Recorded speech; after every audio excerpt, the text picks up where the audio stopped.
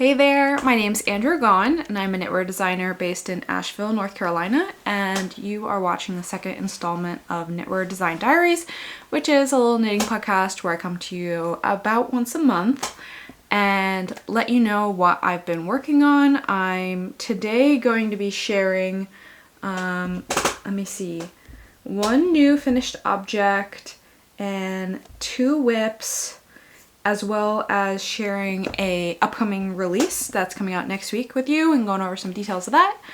And then as a little extra, I have a small giveaway to do at the end, which I'm really excited about. So make sure you stay tuned to the very end for details on that. And I'm gonna get right into it. So first I'll just quickly say what I'm wearing. I think I've worn this so many times, but if it is your first time seeing it, this is my front porch pullover, which I think was released back in 2024. And it's a really simple top-down drop shoulder sweater. I knit mine in Knitting for Olive's Merino, held together with their silk mohair in the color Rust, which is like one of my favorite colors. And yeah, it's held up incredibly well over time, this yarn combination, for many dozens of uses I've put it through. And it's kind of one of my default just comfy cozy sweaters to wear at home. So first I'm gonna get into telling you all about the new design that I have coming out next week, which is called Dogwood Cardigan. And I will try it on for you. A lot of times I'll wear a piece if I'm talking about it coming up in an upcoming release, but I kind of wanted to get to some more close-ups of the details that I thought might be a bit challenging if I was wearing it. So this is my first ever cardigan design, which I'm really excited about. I love cardigans. I definitely just don't tend to knit them as much. But I see a lot more cardigans in my future. So it is knit in a sport weight yarn. It is Natura's Ulysse in the colorway Cell. It's just a really beautiful natural looking cream color. It's like an off-white cream. Which I really love. I really prefer this to like a bright kind of bleached white color as like a main neutral. And so as you can see, it's just knit in really simple all over cable rib. So just columns of stockinette alternating with basic cable twist columns. This is really common in ready to wear clothing, this kind of motif. So I was kind of basing it off that like standard style, and yeah, just the same motif is all over the body and the sleeves, and it has a ribbed edging at the collar and at the bottom, just 1x1 rib, and then it has a sweet little small double knit button band on the front, and I did little like just matching buttons. These were some buttons that I found in my mom's enormous button collection, which is very exciting to have such a huge selection of buttons to choose from. She's an avid sewer, so she is over her lifetime, and I'm pretty sure the button collection is also from my grandma's lifetime. Like my grandma had been collecting buttons for a long time, and then my mom had, and my mom has so many, I think I could take all the buttons I could ever possibly need from her button collection and she would never notice because there's so many. So that was nice. I didn't have to go out and find buttons. I already have them available.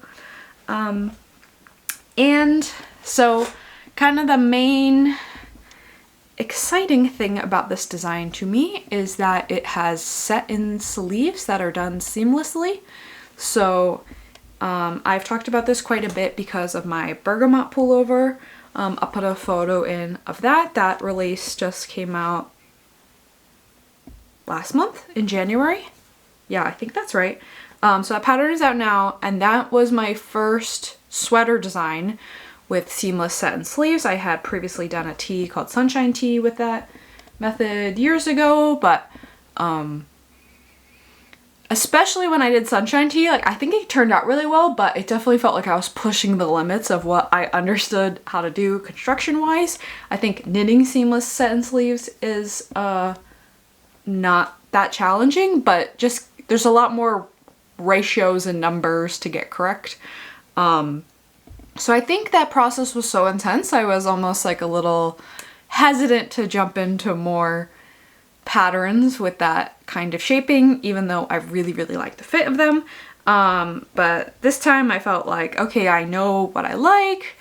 Yeah, and so I was really happy with how Bergamot came out, and I knew I wanted to do more sweaters with that shaping, but I wanted to do a just completely stockinette sweater first to really focus on just that fit in the shoulder and how the sleeve cap fits before trying to add on making a stitch pattern work, doing short row shaping in the stitch pattern, and all the extra complexities that come with that. So I really like just a super basic pattern like that, but I had my own motivations of using it as like a kind of practice before feeling more comfortable doing more complex stitch patterns or color work or other things in addition to seamless satin sleeves. So if you missed me talking all about that in the past, what it is it's basically a same kind of process as knitting a sweater top down with drop shoulder sleeves, except for there is some underarm shaping so that this size actually has very little, but at the underarm you do some increases and then cast on some stitches so that there's this nice underarm shaping curve. And then when you pick up stitches for the sleeve, instead of for a drop shoulder sweater, you would just knit straight out. You start out doing short rows that go back and forth. This is such a 3D object. It's hard to show. They go back and forth until at the base of the sleeve cap. So at the base of the sleeve cap, which would be here, after you've done the short rows, you join in the round and then just knit like you would a drop shoulder sweater. So the entire process of knitting it is basically the same as a drop shoulder sweater, except for doing these little bit of increases and doing that short row shaping there. But then there's just a lot more numbers to consider when you're actually grading and designing it to get these rates correct, the width of the top stitches and everything. But I'm feeling very comfortable with this now, and I'm very eager to continue to do more designs with this shape. It provides a great fit, and it's really good for more fitted sweaters. So drop shoulder sweaters I absolutely love. This is a basic drop shoulder sweater, no shaping, and it's perfect for a comfy oversized sweater. But I do also like more fitted sweaters. This is a quite fitted sweater. It has only 2 inches of positive ease, so I intentionally wanted it to be more fitted, cropped, in my mind kind of like a spring transitional piece when you're ready to not be wearing all your really heavy sweaters, but there is still a bit of chill in the air and you want to wear something decently warm. Yeah, so I have more satin sleeve sweaters in mind for the future, but I won't get into that. I will tell you all about them when I actually start them and have something to show you. So I will try this on for you now so you can see what it looks like worn. Okay, I'm not sure that I said the release date. So this release is coming out next Friday, which is February 27th, which is my half birthday. It will be 31 and a half. Celebrate it by releasing this pattern. And I like to try to take my finished release photos like at least 2 weeks before the release. So in an ideal world I would have had those by now, but I have not taken photos, and so I will try it on for you so you can see what it looks like worn.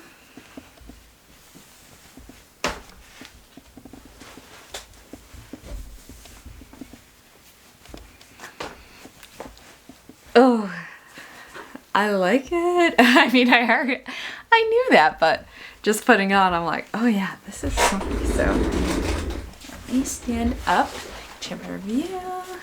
Tuck this up. Yeah. Okay. So here's what it looks like open. As you can see, it is quite cropped. It has waist shaping. This is optional, but I worked waist shaping for my sample. So it is fitted at the bust and all the way through. And I think it's kind of cute. I didn't really anticipate this so much, but I mean, this is my first ever cardigan design. But the waist shaping in the cardigan, when it's worn open, kind of pulls the bottom out a bit more than the top, and I feel like that actually looks really cute for the way I see people style cardigans sometimes, of just doing the top button. The like decreased fabric at the waist from the waist shaping kind of makes it naturally fall open like that, which I think is really cute. I've never really worn sweaters like this before, but I think I want to wear this one this way. But how I mostly anticipate myself honestly wearing this sweater is buttoned up, because that's just how I like wearing cardigans. But it feels a bit silly to put all the work into a button band and then just wear it closed. But I think the button band's cute, and I like having the option of unbuttoning it. But we'll see. We'll see as it becomes spring how I end up actually wearing this. But here's what it looks like buttoned up. And the cute little buttons. So all the sizes have it so the cables line up exactly on the two sides of the button band. And here's what it looks like up at the top here. And here's what that satin sleeve looks like on my body. So you can see it makes the shape of the sweater like my body. And for this really more fitted fit, that's good. If you had a drop shoulder sweater where it was a straight line, there would be a lot of fabric tugging there.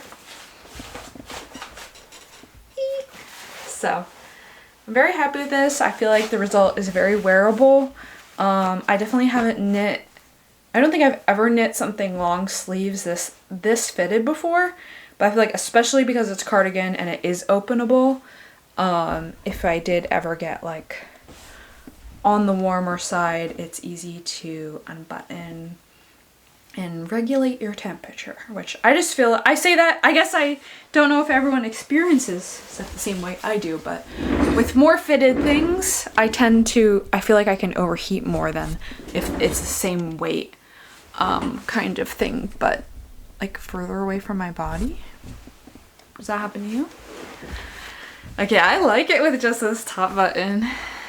So in the spring, I wear spring and summer, a lot of high-waisted pants with a crop top, basically like I was wearing underneath the sweater.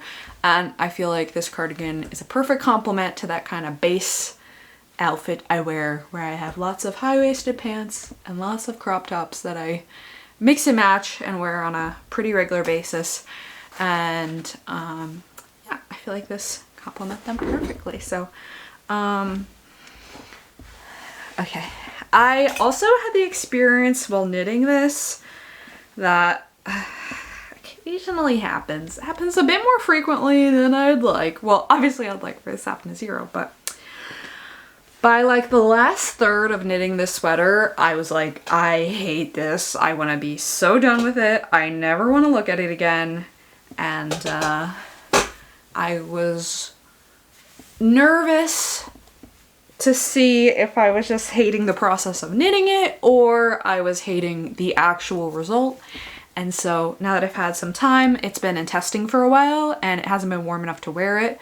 So I kind of like had it sitting to the side. I'm like, okay, that was just a, I was trying to knit it on a certain timeline. I had done a lot of frogging, re-knitting, and I was just getting sick of the process. I feel like it's a very enjoyable knit. But I kind of just set myself up to where I was like, I'm knitting on this many hours a day, every day in a row and not switching between other projects, which definitely I like. Allowing myself, if I'm feeling the energy of just like go, go, go on one project, to do it. But I do not like putting myself in a situation being like, okay, I want this to go into testing on this day. I need to knit on this like 3 to 4 hours a day, every day between now and then. I like being able to switch up between projects more. So anyway, glad to be reassured that the problem was just the process of knitting it and the constraints I put on myself, and not at all having anything to do with the finished sweater. I think a little bit, I choose to do a lot of my knitting more out of season. I'll be knitting basically for 2 seasons ahead all the time, and that's so that I can get a pattern into testing, get the test knit done, and then get the release to happen at like the very beginning of the appropriate season. So I want this is released at like the very end of winter, beginning of spring, which meant I was knitting this, like a lot of other things, not really in the like appropriate season. And I think that sometimes can harm my enjoyment of knitting it, but it's kind of the reality of I'm trying to do this for a business and I want things to come out at the appropriate season. I've definitely significantly noticed the impact of like doing a release at not an appropriate season. Last summer I released a vest in July, which is and I think the pattern is really good, but the release did not go fantastically because I think people are just not amped up about knitting vests, a worsted weight vest at that, in July, understandably. But I just didn't have any other releases ready to go, and I didn't really, if I had a finished pattern, I didn't want to just hold on to it till fall. But I try to really schedule out my projects around being out at the appropriate time. And I've actually thought quite a bit about being like, should I just do everything a full year ahead of time?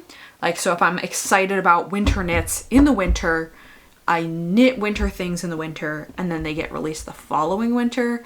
But that's just a really long wait between finishing something and getting to release it. I don't know, maybe one day I would go towards something more like that. I also feel like I kind of would feel bad, like if I was sharing the pattern I was knitting on Instagram and YouTube and people are like, oh, when's it gonna come out? I'd be like, a year from now. So, and I like being able to share my projects as I'm working on them. I know some designers like keep it under wraps until it's like a week before release day, but I like being able to share what I'm working on. Okay, that was a bit of a tangent, but that is what I'm trying to do in this new series, Knitwear Design Diaries, is kind of get more into the whole process behind getting a design out, and not just talking about the actual project itself. Yeah, okay. I think we're good on talking about this. So that release, as I said, I'll say it once again, will be out next Friday, February 27th. And if you're not already, definitely sign up for my newsletter if you want to knit this.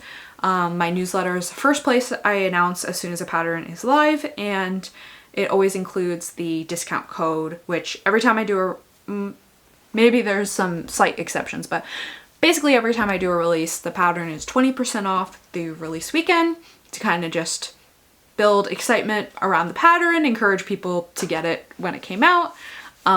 It helps a lot also to get like more views on Ravelry and stuff that people purchase it that weekend. So anyway, most of my sweater patterns are $10 usually, so if you get it that release weekend, it's just $8. Yeah, and like I said with all the planning, like I hope it really is coming out the perfect time, that if you are casting this on end of February, knit it in April. I skipped a whole month there. Knit it in March into April, like you can really have it done and wearable at like perfect springtime. Yeah, so let me put this aside. Okay, switching gears. The next thing I want to talk about is a tank top that I have finished since last time I recorded, and I think it might have been a whip, but a whip I was not actively working on, so I don't think I've ever shared it here. I've shared it some on Instagram, but I really kind of think that's about it.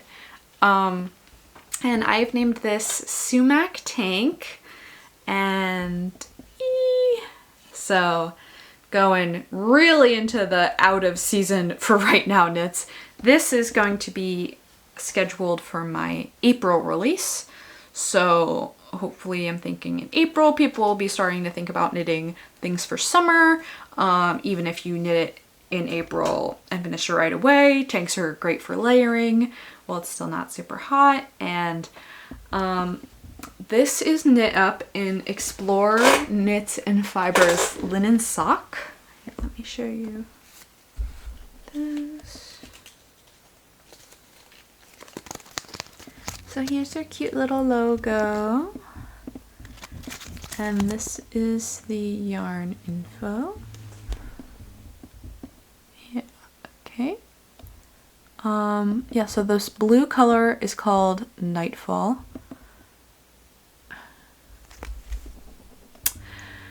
The text is showing up backwards to me, and I'm like, I think it's just because it's showing me a mirror image. I don't think the text is going to be backwards for you guys. I don't know why I've never really thought about that before. But this is 80% non-superwash merino and 20% linen. And it is so gorgeous of a base. So this is the blue color Nightfall I used for the trim.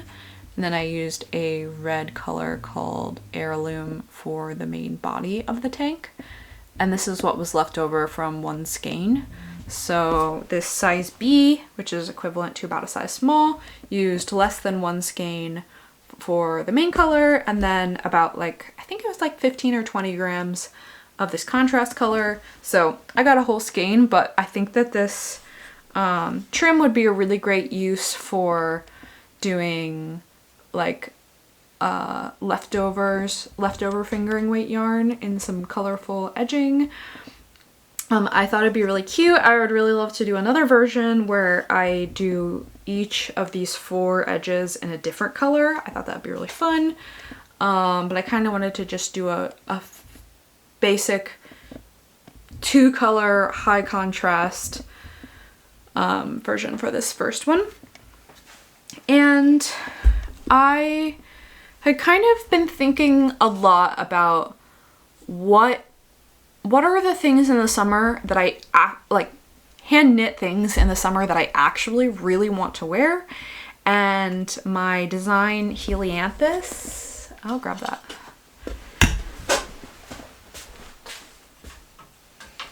Is a super basic tank top that I released like years ago at this point. And this is one of the things I wear most, and it's a higher neckline, but it's a fingering weight tank top, and pretty basic, but I really like and want to put out like basic patterns, but I don't want to go to the point where I'm just putting out duplicates of like things that there are tons of versions of already.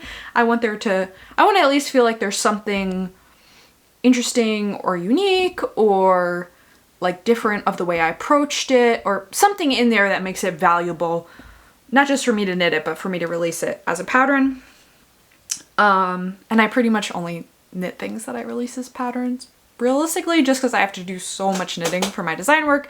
I, at this point, am not really knitting anything that's not for a design that's coming out, or an additional sample of something that's already come out. But so I've knit other like lacy tanks and like fun summery things, and I totally love those, but this is what I'll like really wear on a daily basis. I have some solid color versions of this, but I like that this has 3 colors, but you know, like 2 colors plus your neutral. I like having something that's really wearable but has like a couple fun colors to feel a bit fun and interesting. So I kind of was thinking, what else is in that category of something I would reach for like all the time, is pretty simple to knit up, is beginner friendly, like I can kind of market and put out there as like a more beginner friendly pattern, but it's still fun and engaging to knit for anybody, regardless of how experienced you are. So I had this idea of doing a like really basic scoop neck top, tank top for summer that had contrast edging, but hadn't had like a specific yarn or color scheme in mind. And then I was at Rhinebeck, specifically at a woolen affair last fall, and got to meet Allie of Explore Knits and Fibers in real life, which we've emailed and communicated like on Instagram and stuff somewhat, because we have collaborated in the past on a different design, but I never met her in real life, so that was super nice.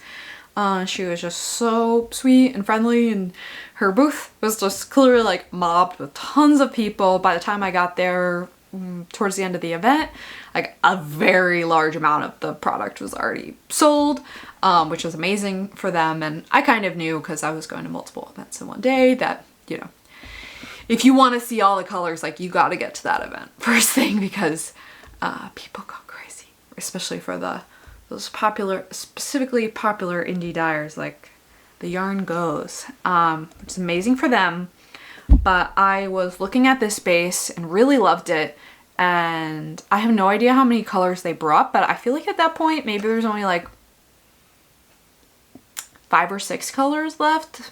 This is months ago, so I don't know how accurately I'm remembering this at this point, but I feel like, at least in my memory, the fact that there were fewer colors left kind of made me like look and think about different colors together that I might not usually. Like I might normally go for something like, I feel like pink and yellow is like a really classic basic combination. Like I think this would look really cute in pink and yellow.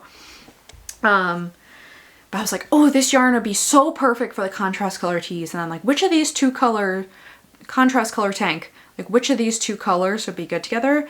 And I was like holding all the different skeins together, and I was like, this would be so fun. And I feel like 2 bright, rich colors, primary colors, is just really not a kind of color combination I typically go for, but I feel like I kind of play it extra safe more than I need to with colors.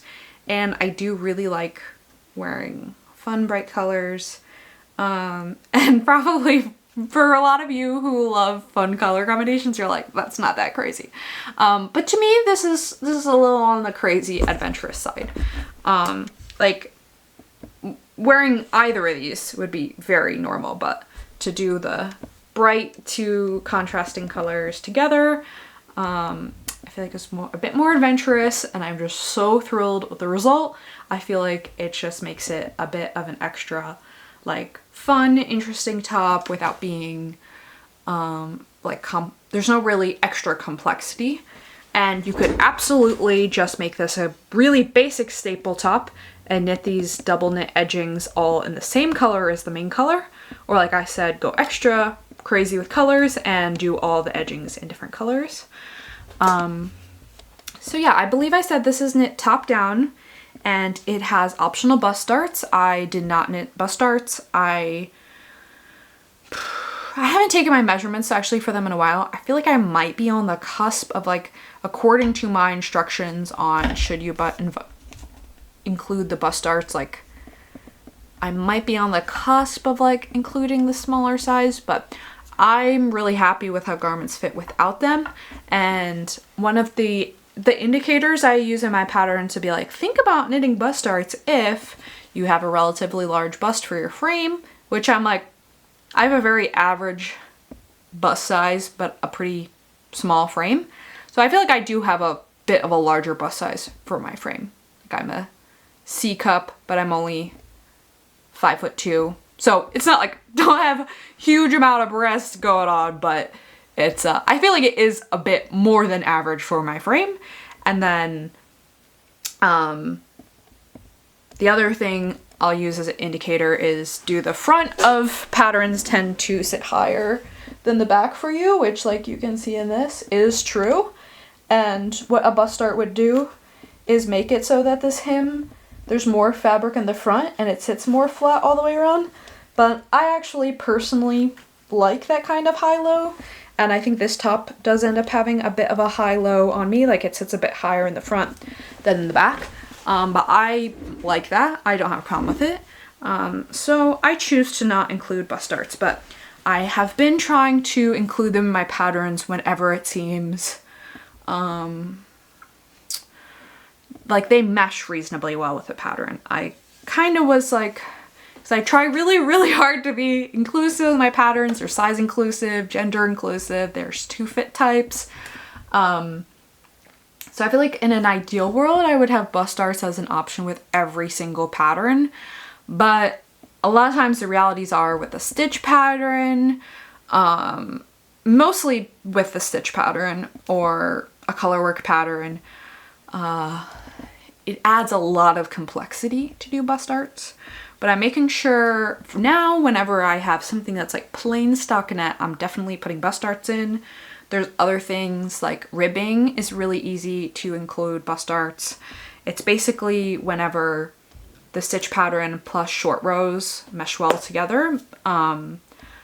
Another challenge is horizontal stripes, because you're having more fabric here than here. So there's inherently going to be a section here where the stripes don't align. And it's not inherently bad, but it kind of adds a big aesthetic thing that bust darts a lot of the times are trying to be like not noticeable, and it makes them very noticeable, which isn't necessarily a problem. But let's just say this does have bust darts, and that's kind of going to be my default, definitely for anything with stockinette, but whenever it seems reasonable for me to include them. But if you get creative with them, like you can insert bust darts into anything. It's just how that line where the bust dart meets the regular fabric is going to look. And sometimes if there's like a stitch pattern or color work or stripes, like it's, that line is going to be very visible. Like the line is going to be where the short rows are turning.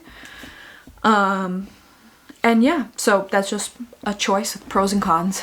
And then it also has optional waist shaping, which I worked. I did not.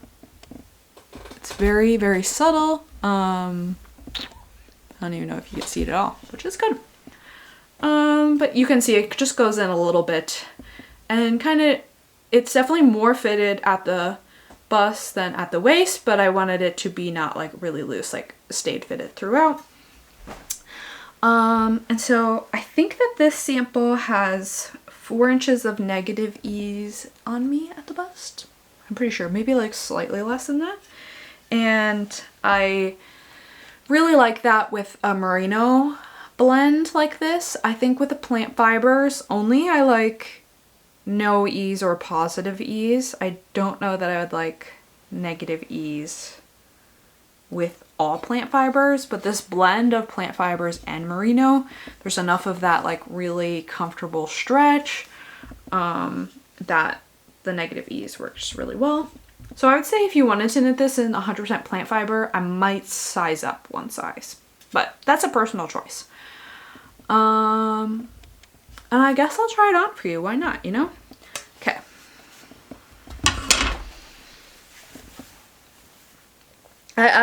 This is an ARQ tank top. I don't know if anyone remembers them. It's like a sustainable, it was a sustainable brand that made like organic cotton tank tops and other kind of like undergarments.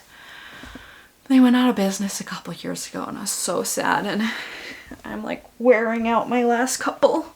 But I did kind of base some of the measurements for this off of this tank because I wear it a lot, like the length, obviously not the like strap width and stuff, but kind of like the front neck depth. So it actually fits quite similarly to the top I'm wearing underneath it, because I use that as a reference. So as you can see, my version is cropped. It's got that nice waist shaping to stay reasonably fitted throughout. It's definitely like more fitted here than here. This is comfortably loose. But if there's no waist shaping, this would be more just like having excess fabric. I really am thrilled with the fit of this. Let me show you the back. See that? Yeah, and this fabric is so comfy and soft, and I'm very excited to get to wear this when it warms up some. Okay. Whew, I'm doing a lot of changing back and forth, but that's okay. A lot of times, or last time I filmed, I mean, I keep my house the same temperature. Like the thermostat says it's the same temperature, but I really feel like when it's warmer outside, maybe it's my desk, I'm right next to a window, like it feels a lot nicer and more comfortable temperature in the house when it's nicer outside, even if the thermostat claims it's the same temperature in here. Anyways, it's a very comfortable temperature in the house to be doing this changing back and forth. So let me see. Is there anything else I want to say about this? Yeah, there is one more thing. So kind of the whole feature with this is this fun edging possibility of colors. But something I've also been thinking about with summer tops is that if you knit them in stockinette, which is kind of default, love stockinette, something needs to happen with the edges because they will roll, and especially like at the straps will just like roll up on themselves. So in Helianthus, I have that really classic, basic ribbed edging. Love ribbed edging. I did like really narrow, and I did half twisted rib to kind of make it look more defined in this plant fiber. But I've been extra thinking in this like wearable basics tops that the edging is a great opportunity to do something kind of fun with a summer tank because there's so much edge space that just needs to be dealt with in some way. So something needs to happen along the armhole and the neckline and the bottom to make it not all roll.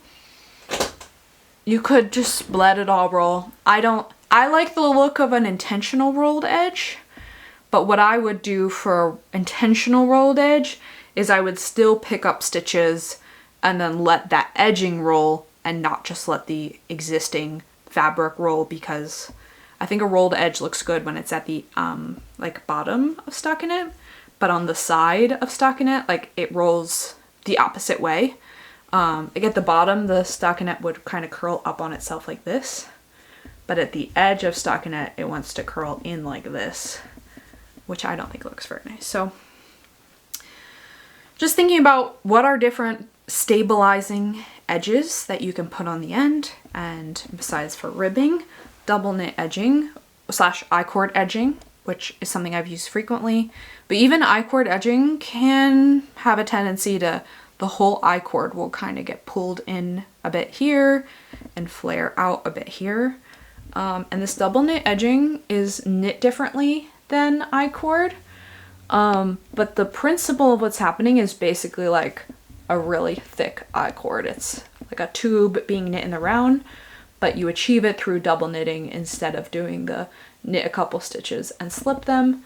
But it's this stockinette being on both sides that balances out the tension of the fabric and makes it so that it lays flat, whereas a single layer of stockinette will not lay flat on its own. So just for some other tanks I want to do, things I'm thinking about are what are like fun aesthetic details you can do with that need to just do something with the edging. So I'm thinking about with that. This design has just gone into testing, and it will be out in April, as I said.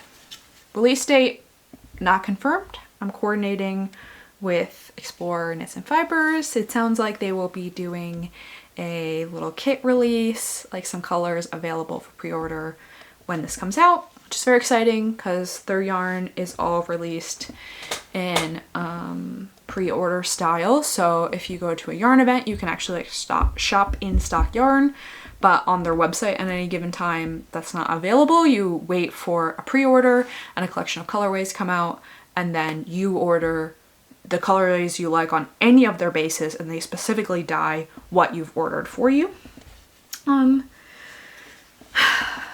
Okay, I wonder, can I see how much time?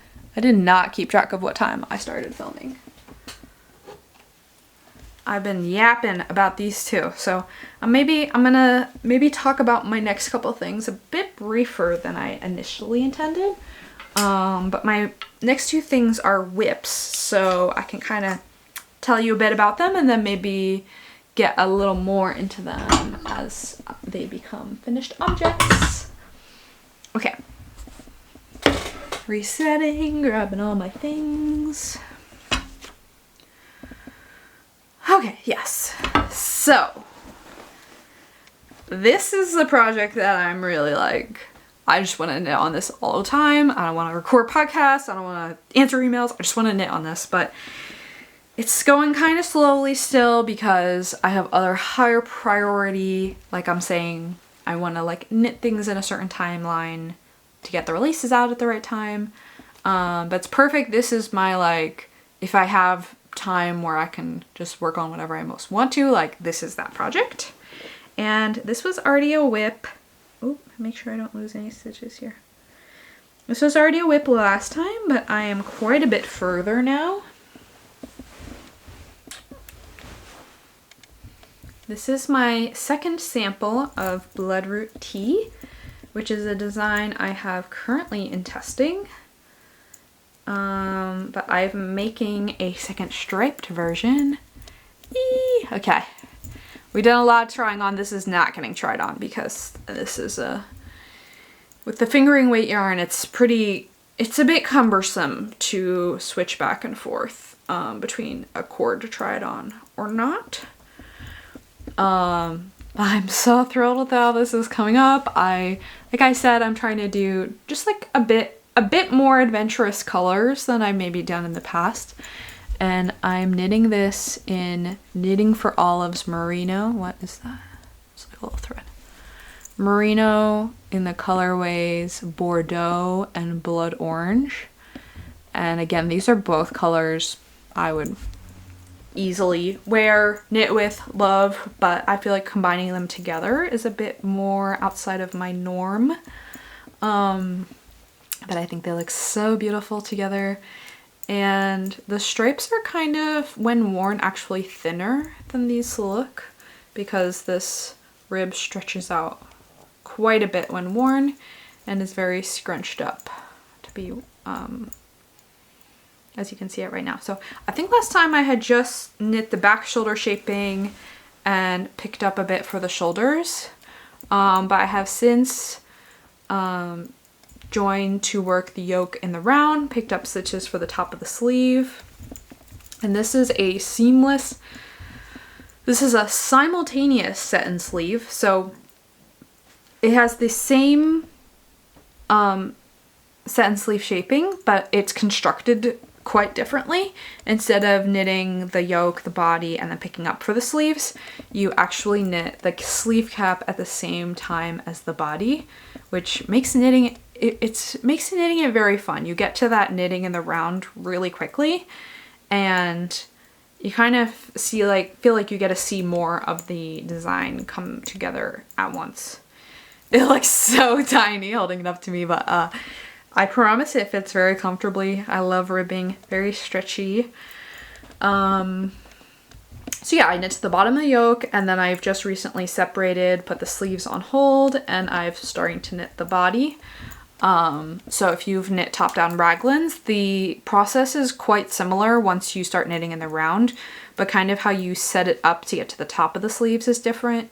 And then as you increase, most of the time you're increasing only in the sleeve section, not in the body section. So there's that increase line like you would have for a raglan, but instead of those increases being on both sides, it's mostly just this side is increased and this is not.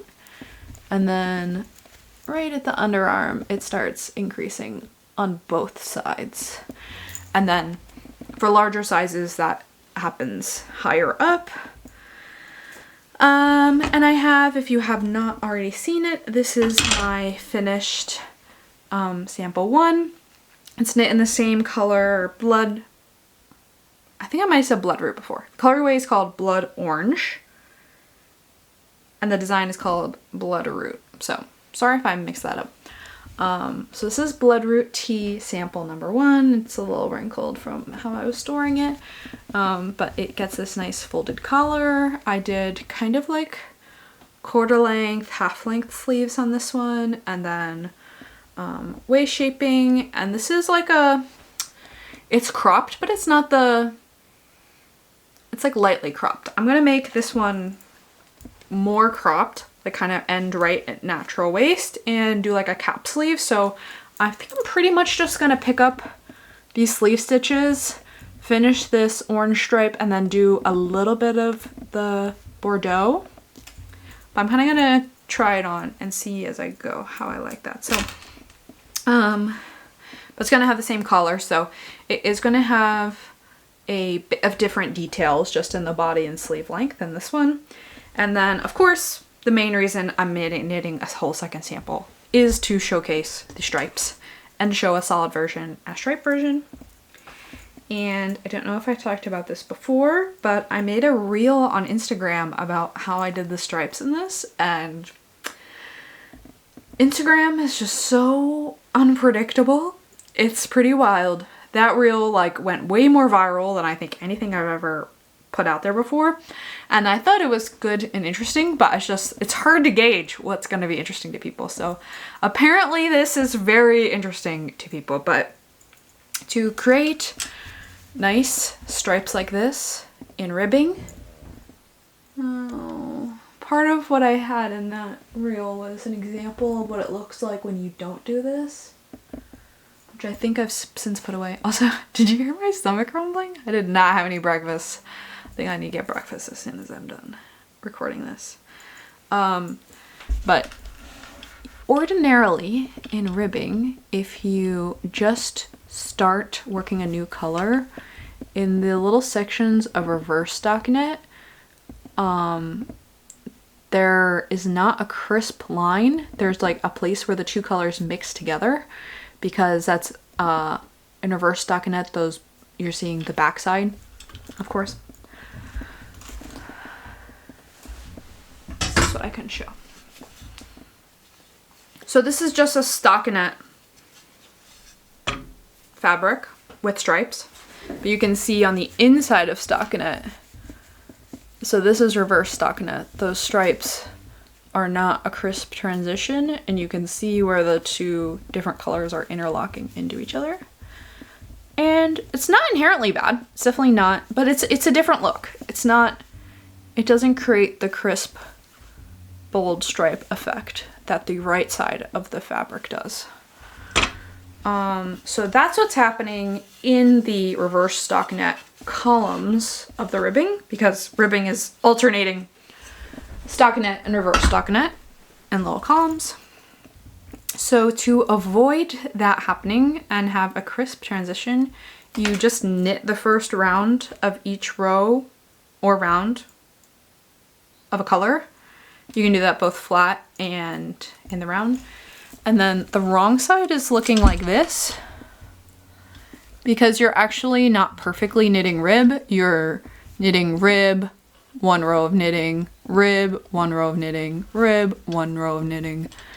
But the effect on the right side is that the knit columns, that's the same thing you would have done usually. And the difference is that in these reverse stockinette columns, there's actually a teeny bit where it's really basically garter stitch instead of a reverse stockinette.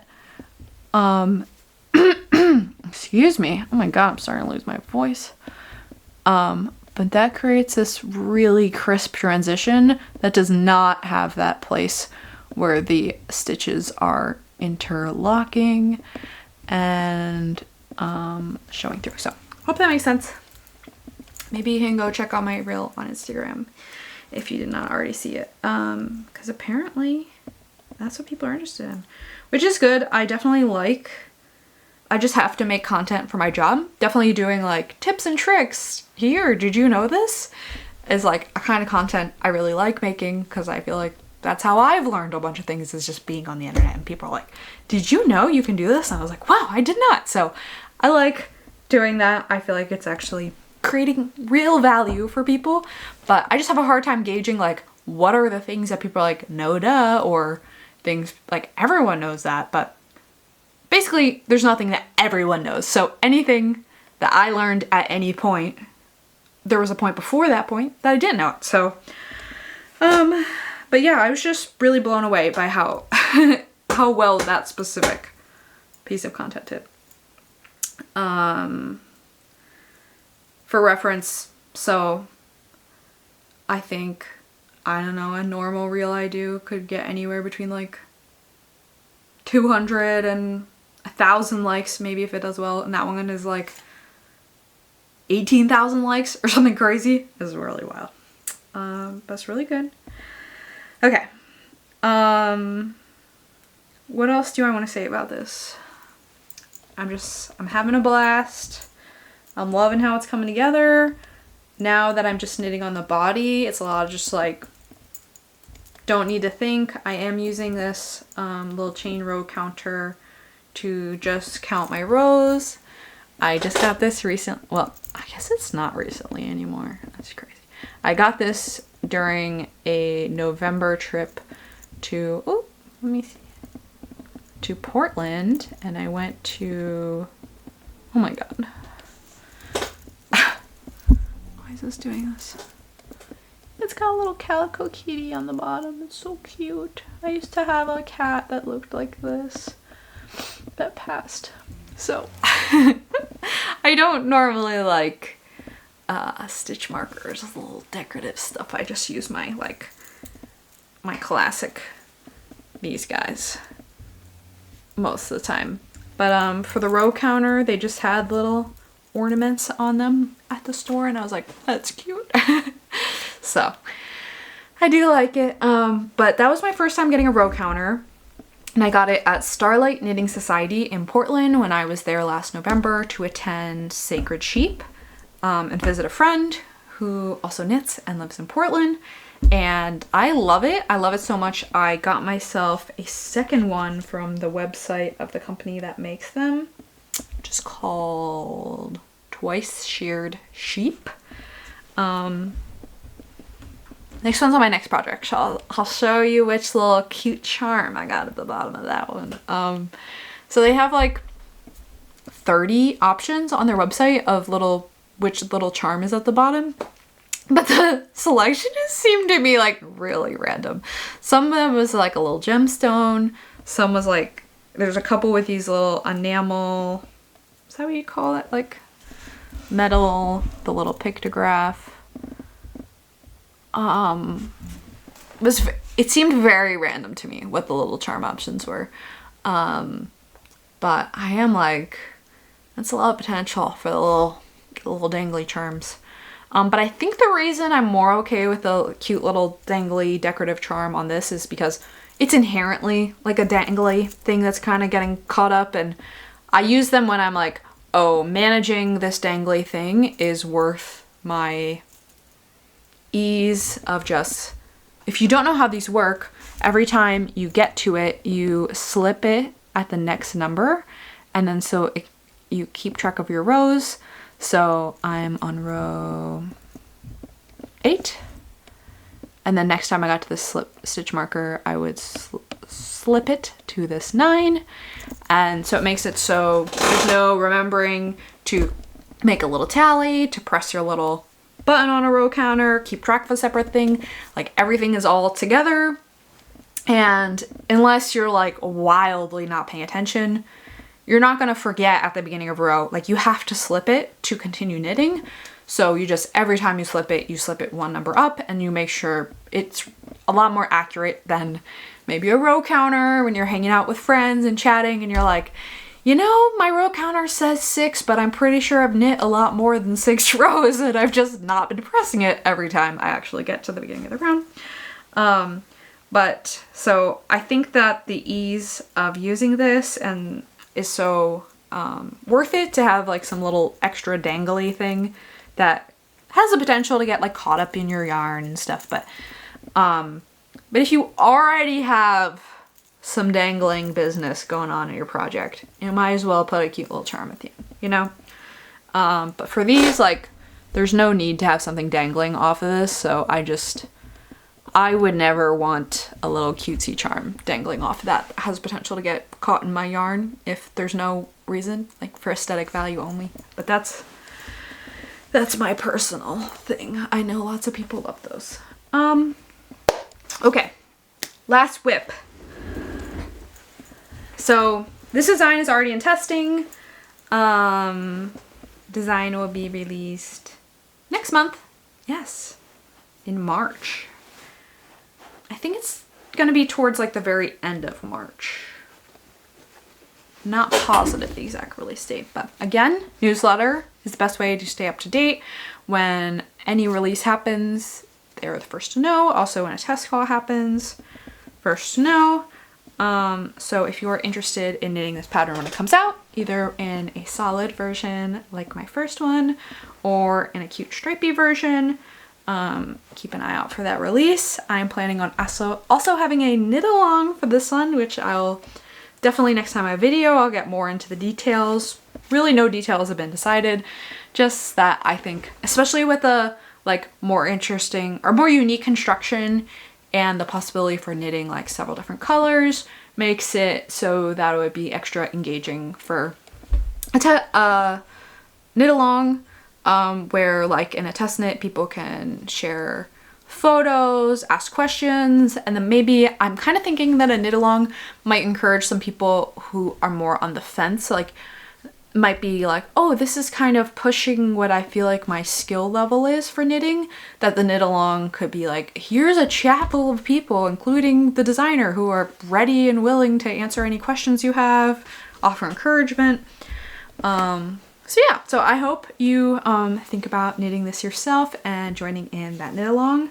And let me know if you just already have some thoughts on what you think a knit along, what makes a knit along really great. I think I'm gonna try to survey people over on Instagram too, because I've done some knit alongs in the past and I feel like they've always gone well, but I think it's just something I can do. There's room for improvement, I feel.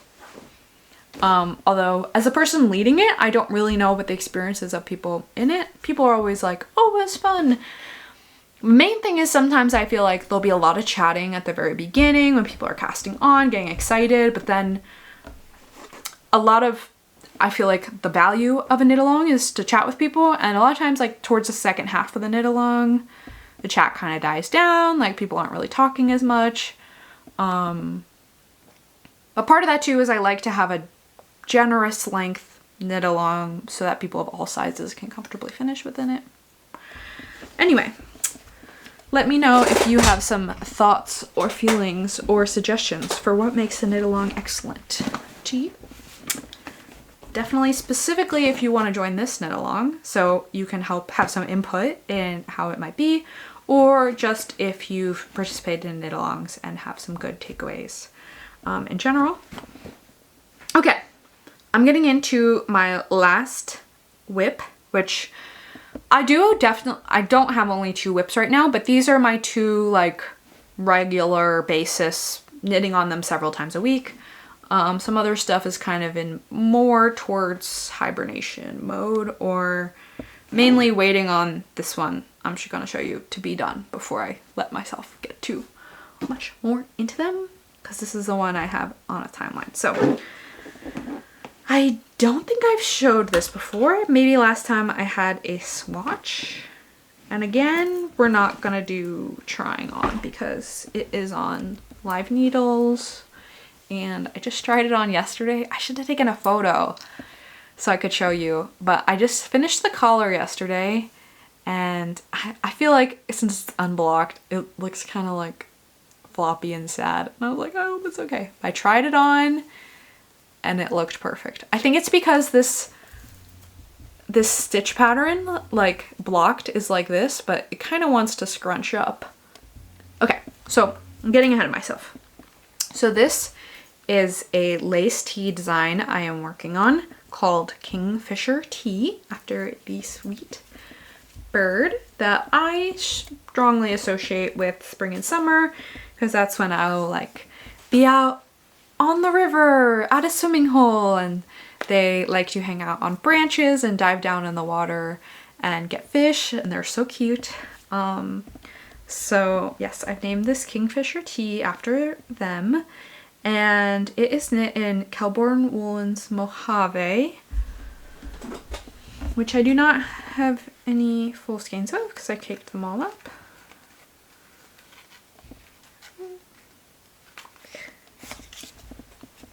Okay, so that's what this yarn looks like. It is a cotton linen blend, which is beautiful for summer and especially like open lace work. What is the percentages? It is 60% cotton, 40% linen. And it is one of the, I think, most popular bases, I would say. Just based on how often I like see this at yarn shops and see people knitting in it, it seems like this is one of the more popular bases from Kelbourne Woolens. They have lots of fantastic bases, but this is my first time knitting in it. And I think it's, the feel of it is, it's a lot more, I feel like it just, the word soft is so overused in knitting. Not overused, but like, have you heard of the concept of like languages, the more important something is, the more variations on words for that item they'll have? I feel like knitters need like 10 different words for soft, because this yarn is quite similar, I think, to Ritual Dye's Undine, which is what Helianthus that I keep showing you today is knit out of. I've also knit a design out of their Undine DK, so it's a cotton linen blend. And I love that, so wearable for summer, so I was eager to try out another cotton linen base for summer. And I want to say that this yarn is softer, but I feel like that doesn't properly convey what I'm trying to say. Maybe because Undine is plenty soft, and they both, and cotton linen is always kind of just, it's never going to be soft in the way like a really fine merino is soft. Like that's like a squishy, kind of like petting a cute animal soft. But this is, I think, like it's soft in the way that it's kind of extra drapey, and it creates like an extra drapey fabric. And I should have thought about this more before I started talking about it. But it's kind of got like a little, it's a little less like crisp. I think that is like, what's the opposite of crisp? I feel like Undine is a bit more of like, it's soft, but it's got some crispness to it. Whereas this has like no crispness. It's very relaxed. But I think, you know, I think Undine is a great choice for open lace work, but I feel like this quality that I'm trying to describe, probably doing a poor job of, but this like soft, relaxed drapiness, which I have no idea in how the cotton and linen was processed, that makes that different in this yarn from Undine or other cotton linen yarns. But I feel like that is really perfect for what I wanted in this, which is like a really oversized, loose, open work lace top that could see wearing like over a bralette, over crop tops, over a bikini in the summertime. And like I said, this is kind of folding in on itself, but it's a super basic lace columns motif where there's 2 eyelets in a row that are then you do yarn over, and then the next round you purl a yarn over, knit a yarn over, and yeah, it just creates this really simple open lace work that I feel like is really just like super fun and summery, And in the past, I feel like with some of my like open lacework tank, the lace holes are kind of smaller, and I'll tend to wear things underneath them that are like trying to not let what's being worn underneath be as visible. But I feel like this is more like you're really gonna see what's underneath, and that it's an opportunity to like wear a fun color or silhouette underneath it, and that it kind of adds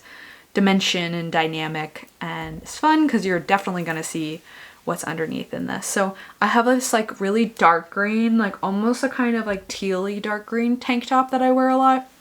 And one time I was wearing that when I did like a try on of this, and I was like, oh, I really like that. Even though they're both green, they're very like, they're kind of a different shade, and that one is much darker. But I really liked how the colors work together. So that's kind of fun, just starting to think about what I'll enjoy wearing this with. And so yeah, this is really basic drop shoulder. There's shoulder shaping, which I was very proud of. I was like, oh, it's so easy. I'll just do the short row turns in the stockinette part. Easy peasy. But it actually took me quite a while to figure out how to get the short rows looking really nice. And then there's like a really nice transition from the columns on the front and the back. Yeah, so shoulder shaping just helps get like an extra good fit, even though it's very boxy and relaxed. And I'm gonna knit mine to a kind of like standard length, not cropped, and then I'm gonna do kind of half length sleeves, almost like I did with Bloodroot, but I'm kind of gonna wait till I'm actually knitting on the sleeves to see what I do. But they're gonna be really big, wide sleeves, big, wide, full length body, and then both the sleeves and the body I'm gonna finish with half twisted rib, just like I did for the collar, which I also feel like this more solid piece, like framing the lace, kind of re-emphasizes, like by topping off the lace, I feel like it kind of adds extra emphasis, which I think is cool. Anyways, I was kind of like, is this looking good? But when I tried it on yesterday, I was like, all right, it's perfect.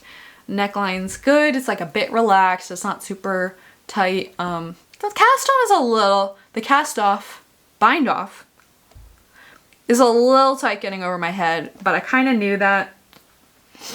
But I feel like it just needs to get over my head. It doesn't need to be any tighter than that. But I do say in the pattern, bind off loosely. Use a needle size bigger if you want to, but I kind of knew I'm gonna bind off loosely enough it's gonna get over my head, but it's a little ink getting it over. But then when it's actually at my neckline, it's a nice relaxed collar that is not like up on my neck. For a sweater, I really like a high tight neckline, but not for like a summer tee, especially in like a cotton linen blend. So knit on this, and this is my like gotta get it done, so I get test knit so I can get it out and get my timeline all good, because my goal is to be releasing one pattern a month this year, which I feel like feels so realistic. But like an entire month to design and write a pattern, like that's not that hard. But every month I'm also releasing a pattern, I'm running test knits, I'm making content, and of course, even if it only would in an ideal world take me like 2 or 3 weeks to knit something, which even that is like, well, a lot of things take longer than that. But with many of my designs, there's lots of re-knitting, so by the time I finish knitting, I've really knit like 1.5 of them, if you get what I'm saying, if you count all the things that need to get re-knit. So I feel like one release a month is a challenging pace for me right now to achieve, but doable if I'm strategic, if I kind of get the ball rolling ahead of time for each month. Like if the pattern I want to write and knit in a given month, I've already started like swatching, outlining the month before, so I'm kind of ready to go when a fresh month rolls around. And then of course, you know, it's not like, oh, I February 1st, I started design, and it needs to be done the end of that month. But just over the course of any given month, you know, if I'm releasing one pattern a month, that means in a given month, one pattern needs to be finished knitting, one pattern needs to be finished writing, one pattern needs to go into testing, one pattern needs to be released, one pattern needs to be swatched for. So, you know, I'm kind of overlapping those steps of different designs on top of each other. But last year I released only 8 patterns, and I was happy with how the year went and with how a lot of those releases went, but I just be like, I need to get more patterns out a month. It's kind of demoralizing to go a while without a new release, and I kind of feel like I don't have anything like new to share, and then just trying to make a realistic amount of income to support myself. I'm like, I need to get more releases out. So there's a lot of reasons why that happened last year. I was also aiming for a pattern a month, but I kind of, this year I've gotten more realistic about like what needs to really happen to make that timeline happen. And then sometimes make the trade-offs of like, I'd love to knit a fingering weight colorwork sweater, but I have to make sure I have enough other sweaters that get knit up faster to make that realistic. Like, I can't just spend 2.5 months on that one sweater if I don't have other patterns that are faster that help get that average out. So that's some info about what my process is like getting these out. And then I have no idea how long I've been talking to you for, but I'm going to say one more thing about this design in particular, and then we'll get into that giveaway and wrap up. But something that has happened with this design is this was intended to be my April release, which is kind of like, if you think about how my releases are coming out, I have like a cardigan, a tee, and then like another tee in the spring would make sense before I go into tanks for summer. But I was knitting on this and my elbow started really bothering me, which is always freaks me out because I'm like, I make my living knitting stuff, like my elbow has to work. But that happened last winter and it got pretty bad and was very demoralizing, and part of why I only got 8 patterns out last year. But I think since I first had it happen, it's a lot easier to kind of it's not really an injury. Like, it never bothers me enough to be like, get in the way of daily tasks, except for the task of knitting. And even with knitting, it's never ever to the point of being like painful, but it's like, oh, I can feel this tender soreness that's like, I need to not just keep knitting on this or it's going to turn into an injury. So luckily, I think what it is tennis elbow. I know there's like golfer's elbow, and tennis elbow is like different tendons in your arms that get inflamed. I don't really know. But yeah, 2 winters ago, it was pretty bad.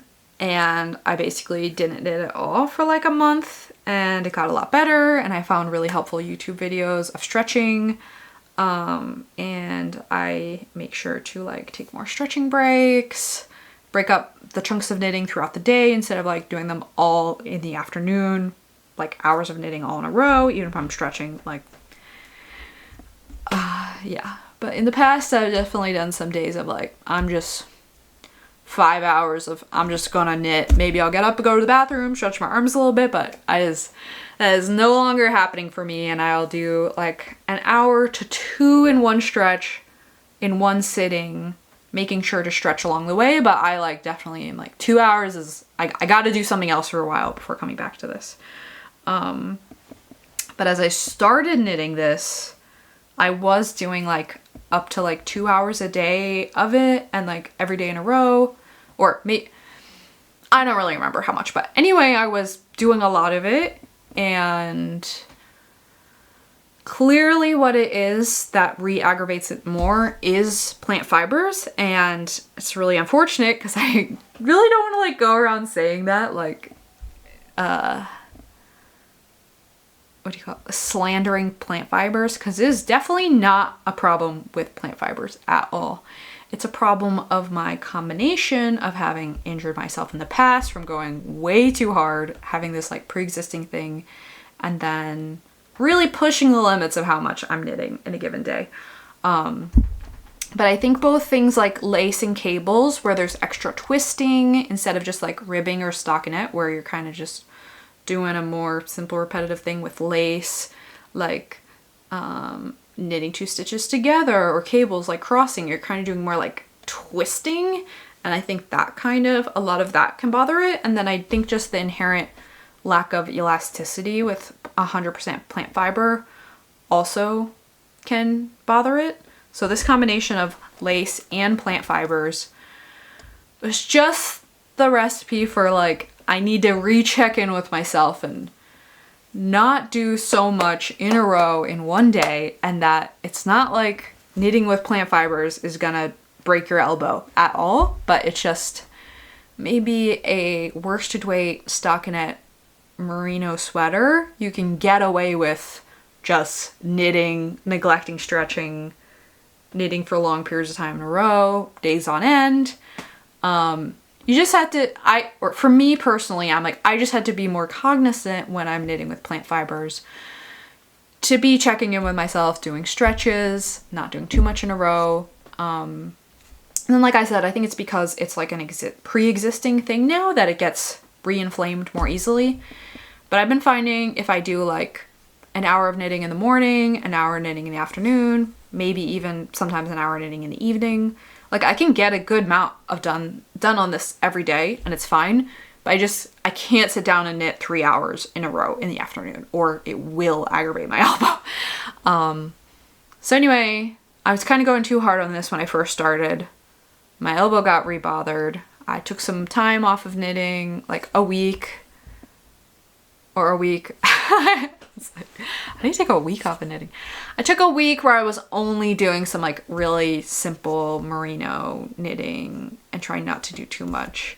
But I'm back at doing this. I've been doing a bit a day. My elbow is feeling completely fine, but I'm just being like, Andrea, just because your elbow is feeling fine doesn't mean you should go crazy and have it happen again. So I'm just trying to work on this at a more relaxed pace, which is perfect with my other merino tee. They're like a perfect complement doing together in one day. So like I said, I don't want to scare people off of plant fibers, but just no matter what, being cognizant of taking care of your body, stretching, very important for knitters. And if you're doing more intensive things like lace or cables, you want to extra pay attention to that. And if you're knitting plant fiber, you might want to be extra paying attention to that. And then just to extra be like, plant fiber is not a problem. I've knitted for years and years with plant fibers and never had a problem before last winter. And last winter is like, I was doing back to back a bunch of plant fiber designs with lace and cables and brioche, and just getting in the like winter, I'm just knitting a shit ton all the time and I'm not stopping. And that was bad. But yeah, it only rarely bothers me now. And I just have to remember to proactively take care of it. But that is why this design and Sumac got swapped. And Sumac is now going to come out April, and this is going to come out May. In an ideal world, this would have came out in April and Sumac would come out in May. But I flip-flopped them. So that's my little elbow saga. Okay, let's get to the giveaway. Exciting. I don't think I've ever done this on YouTube before. I've done like giveaways as part, well, it's not even a giveaway. I've done prizes as part of a knit along, or a giveaway for like follower count metrics stuff on Instagram. This is my first time doing a YouTube giveaway. So I think in January I got some surprise mail from Pearl Soho, who last year I signed up to be an affiliate partner, which I've in the past done a design. I brought it here, but I won't get to. I did a design called Ion Cowl in their good wool, beautiful beautiful yarn, really affordable, great range of colors. Love it. So I saw that they had an affiliate program, and I really do not want to do a ton of affiliate marketing. I do not want to be like, buy this on Amazon. And anyway, that's, people have to make a living, but that gives me the serious ick. But being an affiliate for yarn companies that I genuinely love the yarn for, when my product I'm selling requires you to have yarn to knit it, feels like a really harmonious, ethical type of affiliate marketing. And I just, of course, want to make sure I'm always only doing affiliate marketing with yarn companies I would knit their yarn otherwise, and I'm not like going to design something in a yarn just to try to get affiliate income from them. But so anyway, I signed up for their affiliate program, and I have not used that yet because I haven't since knit a new design in their yarn, which is when I would like use the affiliate marketing, is be like, this pattern's knit in this yarn, buy it through my link and I get a little bit of money. But anyway, just for having signed up, they sent me this super sweet, adorable package. I think it's like a New Year's gift. And first, well, I'll show it to you in a second because that's not part of the giveaway.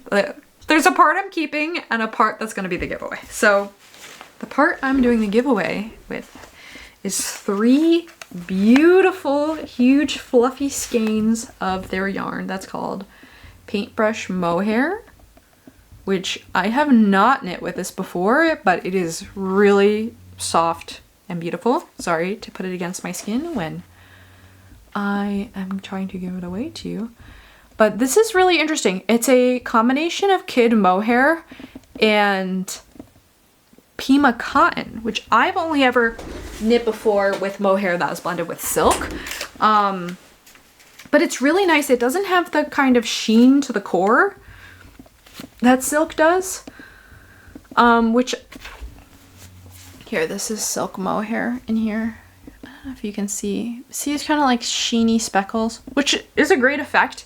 But I think it looks really cool. It kind of gives like an extra soft look to the whole thing. And then also, if you are vegan, cotton is vegan, silk is not. I am not vegan. I'm very much not vegan. And then this is not a lace weight. It is listed as a worsted Aran to chunky bulky weight, which is interesting, but clearly this could be knit up at a very large range of gauges. But for the little core, there's a lot of fluff on there. So I think this could be knit into like really interesting range of different things, either on its own or held together with something else. And this color is called Lilac Mauve. Oh, yeah. Lilac Mauve. And it's very beautiful, but I'm not big on pastels. I feel like if I'm gonna wear colors, I like deeper, richer colors. This is definitely kind of like a pastel purple, but I really love it, and I was like, I could just have this sit on my shelf and admire it, but I'm not sure if I'm ever gonna use it or what I'd use it for. And I was like, you know what? It'd be perfect for a little giveaway on YouTube, and it can get to someone who would be very excited to use this and enjoy it. So yeah, they just sent me this for free.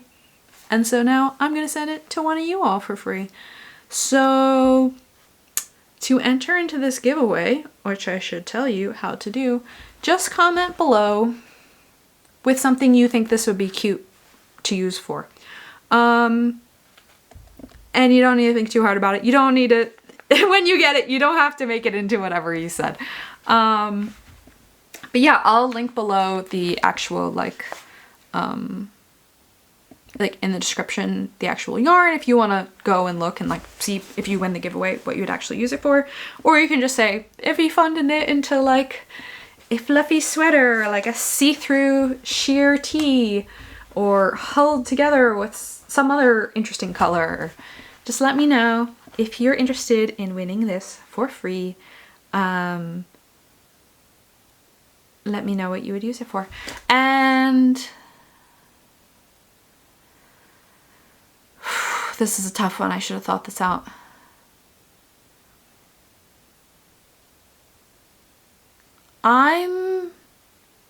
I'm just gonna take the gamble. I'm gonna say it's open to anyone, and that I will try to find out how to mail it to you if you live someplace that's hard to mail things to. But yeah, it costs more to mail stuff to like Europe, but that's fine. It's a very light package. I can pay to mail it to you. Just in the past, I've limited physical things to the US because it can get tricky mailing things, but we'll say this is open to anyone. If you win, I will contact you and I will announce the winner in the next YouTube video next month. And then we will figure out how to mail this to you. And if you live in the US, it'll be easy peasy. But no matter where you live, I will figure out how to get this to you. Okay. Yeah, so I'd call it, I don't know, semi-sponsored. They didn't send that to me to give in a giveaway, but I was given it for free. So, semi-sponsored by Pearl Soho. Okay, and then they also put this in the little package they gave me. And I'm so obsessed with it. And if you are also obsessed with it, you can go buy it from Pearl Soho. They sell it on their website. It's a cute little alpaca friend made of alpaca. And it's so freaking cute. And it's amazing. They just sent this to me for signing up for their affiliate program. And I didn't even sell any yarn. But I named it Alberta, nickname Birdie, Birdie the alpaca, Alberta the alpaca. And she lives on my desk and hangs out with me while I work from home all day. And I love her. And if you want an alpaca friend of your own, I will also link that on Pearl Soho's website. But I can't part with her. I'm emotionally attached, so I apologize for that. Okay, so thank you so much for hanging around for this entire podcast. That was quite a lot. So yeah, let me know what you think of a knit along for Bloodroot, and if you want to join, or even if you don't want to join, what you think makes a podcast fun, and then to enter the giveaway, comment below what you would do with these 3 beautiful fluffy skeins. And I'll be back next month to share more with you. And until then, happy knitting. Bye.